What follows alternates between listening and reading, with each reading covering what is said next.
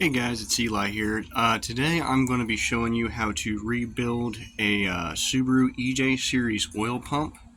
Relatively, these are mostly the same with some minor differences for most EJ series engines. And while we're in here today, I'm also going to compare it to the cheap Chinese oil pumps that you might find on like Amazon. Um, So, as some of you might know, I am actually currently in the process of rebuilding a early 90s EJ22E for my Legacy. And as you can see here, I've got the original OEM pump. This is actually the pump that came off of the engine. And I've got a Chinese knockoff here that I was running on my EJ25 before it blew up.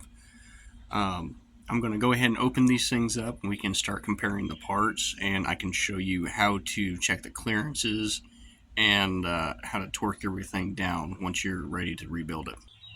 Okay, so I've got everything disassembled here. Unfortunately, there are going to be a couple things I won't be able to compare today. For example, I can't get the oil relief valve and spring out of the OE pump because I do not have the necessary Allen key to get that out. I've also already installed a new oil seal, and I don't have the old one to compare because I didn't think I'd be making a video about this, and I really don't want to remove that and potentially damage it, so I won't be able to compare that with the Chinese one today. One thing I do want to point out though is the first difference you might notice between these two pumps, because it was the first thing I noticed, are going to be those pump cover screws.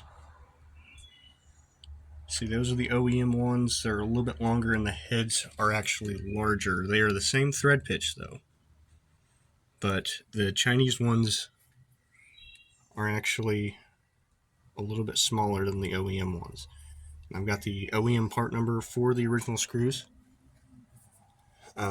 I've got everything written down on a little cheat sheet there, which I will have you guys look at the very end of the video.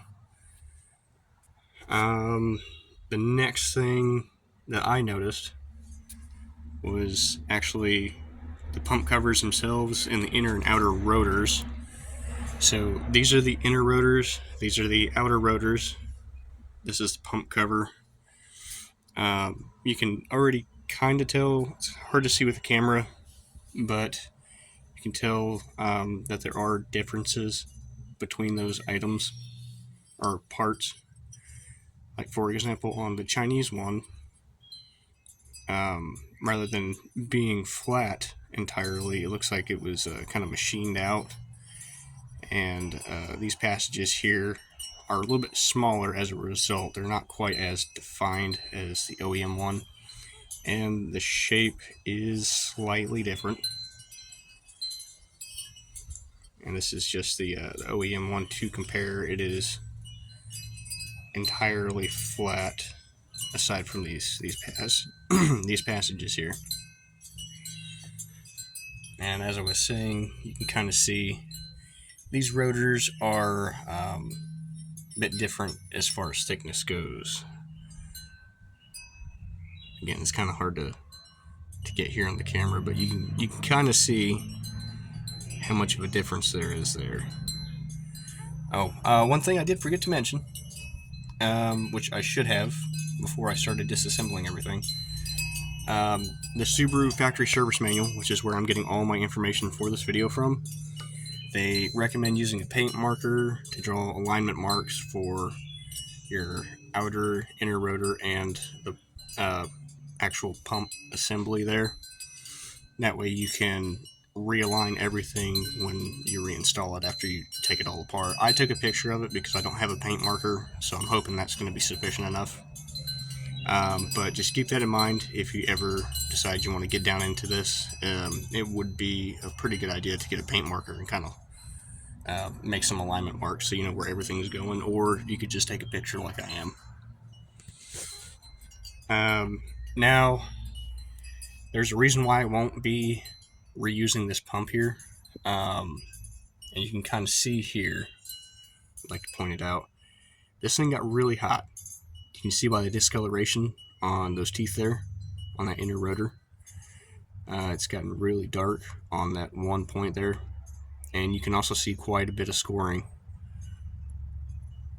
And this scoring is not only on the inner rotor, it's also on the outer rotor, the pump cover, and inside the pump assembly itself.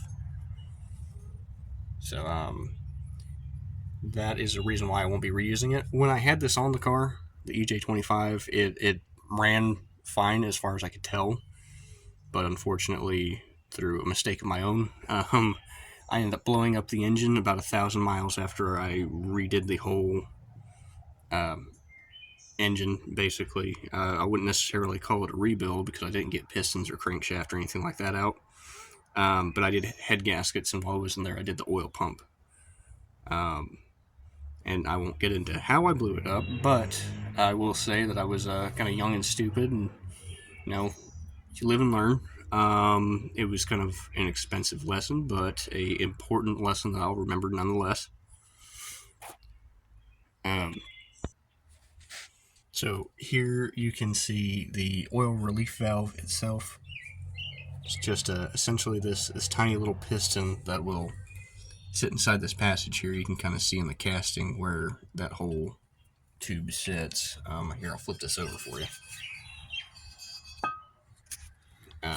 So it'll sit in this big tube right here,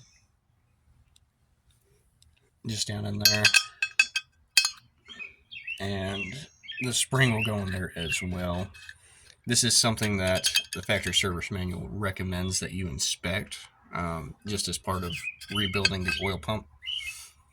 And I have the lengths and the load when installed on the spring itself written down, as well as the torque for that plug. Now, granted, just a reminder, this plug's going to be different on the OEM pump because this is just a knockoff of it. I've also got part numbers for the relief valve, the spring, the plug, as well as the washer that it shows written down as well. So I am going to kind of reassemble these somewhat, and here on the knockoff pump I will show you how to measure the clearances and everything to make sure everything is in spec, with all the tolerances, and that way you know whether or not you can actually reuse your OEM pump. So the free length on this spring here is supposed to be 71.8 millimeters while it's loose like this, and the length of it while it's installed is supposed to be 54.7 millimeters, and when it's installed it should have a load of 17.33 pounds. Now I'm not sure how you'd measure the compressed length without basically just getting a C-clamp and cranking it all the way down. And I'm also not sure how you can really measure the weight that the spring is putting out while it's installed in the pump. But that was information in the factory service manual that may be useful. Okay, so I have now got that oil relief valve and spring and plug all installed there. One thing to keep in mind is you will have to compress that spring slightly with the plug in order to get it down far enough to where those threads will catch. And if you're not careful, that spring will shoot that plug off and you'll have to go looking for it. I know because I just had to do it. Yeah, as I stated though, I have the part numbers for that valve, the spring, and the plug here, as well as the washer it's supposed to go in between on the OEM pumps. Now, FSM specifies that the torque value on that plug is going to be 32.5 foot-pounds, and I believe it was give or take 2.5 pounds. So that'll give you kind of a good idea as to how far you need to torque that down. Now, it never specified about putting any sort of a lubricant in there when you start to reassemble everything, but I assume you probably don't want to put it back together dry. So I would probably recommend just using some motor oil to put in there. Obviously, clean motor oil, especially if you're using a bunch of brand new parts. Probably wouldn't hurt anything if you used a little bit of older motor oil, but you don't know what's in it, and it could be broken down from use or just from sitting over time. So it's recommended to use clean, fresh motor oil for that. And I don't imagine you really need much. Just probably enough to lubricate these surfaces a bit so that they're just not metal on metal contact once you put it all together. Now, what I've found is it's the easiest to install the inner rotor first. And keep in mind, you want to reinstall this the way that it came out is what the FSM recommends. But for the sake of this video, I'm just going to throw it in here, especially since this pump's already trash anyway. Drop it down in there. And now we are ready to measure some tolerances. Okay, so once you've got everything reinstalled, there's going to be 3 different measurements you're going to take for pretty much all of these parts here to make sure everything's still in spec and within tolerance. First thing you're going to measure is tip clearance. So that is going to be the amount of space in between these 2 teeth here. You're going to measure that clearance right there. It's kind of hard to see. Now, the tolerance for that, the standard measurement is anywhere between 0.04 to 0.14 millimeters. And the limit on this is 0.18. That's the max. Once you've reached that, it's out of spec and it's time to replace it. The FSM also recommends that you replace inner and outer rotors as a pair. So you're going to take your handy thickness gauge here and you're just going to measure that. What I like to do, I don't know if this is the proper way to do it, but I always go from the max first and kind of work my way back to figure out what my thickness is. So here, I've already measured it, and I'm just showing you here how you're supposed to measure it. It is between 0.08 millimeters and 0.10 millimeters. So the next measurement you're going to take is the case clearance, which is going to be the measurement between the outer rotor and the pump assembly itself. The tolerances on that for the standard size is 0.10 to 0.7175 millimeters, and the limit is 0.20. Okay, so you're once again going to take your thickness gauge here and just kind of measure this space in between, like so. And again, I've already measured it, and my measurement is anywhere between 0.10 and 0.13 millimeters, so that's still within spec. So the last measurement you're going to take is the side clearance. That is essentially the clearance between this inner rotor and that pump cover. And the way you're going to measure that is you're going to need a straight edge to go across, and then you'll stick your thickness gauge in like this, kind of like measuring to see if your heads are true. I almost forgot to mention the tolerances are much smaller for that. So the standard is 0.02 to 0.07 millimeters, and the limit is 0.15 millimeters. Okay, so this one's kind of difficult to do with one hand, but as you can see, this is kind of the basic idea of it. I know this isn't really proper, but you're going to have your straight edge go across, and you're going to slide your gauge underneath it there.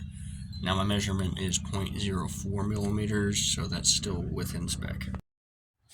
Okay, so I got the screws back in here. There are a couple things I did forget to mention. Whenever you're measuring your tolerances, you don't want it to be too tight. It should kind of move in and out kind of freely. So if you're pulling the rotors up, whenever you're measuring it, then it's too thick. You should be able to move in and out pretty freely on your measurements without really disturbing anything. Second, you want to be very careful when disassembling the oil pump because these screws they tend to strip out pretty easily, especially when they're torqued down properly or if they have a Loctite on there, which we'll kind of cover that here in a minute. I found instead of a regular Phillips 2, a PZ2 fits a little bit better in the OEM screws. That way you can avoid stripping them out. This oil pump, I had to drill one of them out, and it was kind of a pain. Thankfully, I was able to kind of clean everything out of the oil pump as far as metal shavings go. And a fun fact, these are the same screws that are used on the oil separator plate on the back of the engine. Um, so I've got a new metal replacement oil separator plate, and they came with new screws, so I just reused some of the old ones off of there to replace them. Now, this is entirely up to you on this part, but there are some very experienced members of the Subaru community who recommend putting a little bit of red Loctite on your screws before you reassemble them and torque them to spec, because these screws, they are notorious for backing out and causing major problems. But that is entirely up to you. That is not outlined in the factory service manual at all anywhere. So you don't necessarily have to do that as long as you torque them properly. Another thing, the factory service manual doesn't really cover whether or not there is a torque pattern on this, so you don't really have to torque it in a specific sequence, but I'm still going to do a star pattern, kind of like what you'd use on lug nuts on a car, just to be on the safe side. Okay, so after that, what you want to do is torque down these pump cover screws. The torque on that is 3.6 foot-pounds or 43.2 inch-pounds. Unfortunately, my inch-pound torque wrench only goes and doesn't go any lower than 120. So, I mean, that's really not a lot of torque. So you can probably get that by hand. It just won't be super accurate. And make sure not to strip out the screws. So once that's done, you're gonna want to install that front seal.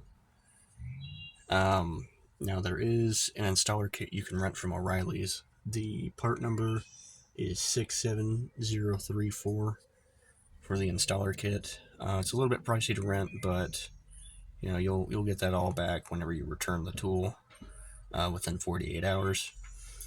And this one's kind of worn, so it just pops right in there. But once you get that seal installed, you've completely disassembled, cleaned, measured, and reassembled your Subaru oil pump. Okay, so now that you got everything taken care of and the oil pump's been rebuilt, you are ready to install it, which I'll go over that as well. So first, you want to clean your gasketing surfaces, both on the block and on the oil pump itself. What I like to do is use like a plastic razor blade as well as some some Bright Clean.